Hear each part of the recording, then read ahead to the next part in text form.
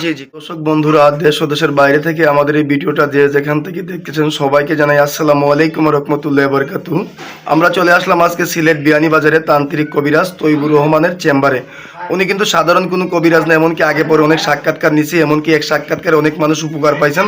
আপনারা এই কমেন্টে বলছেন যে ওনার আরেকটা ভিডিও দেখতে চাই, এই কারণে দর্শকের ভালোবাসার জন্য অনেক দূর থেকে চলে আসলাম ওনার আরেকটা সাক্ষাৎকার নিতে।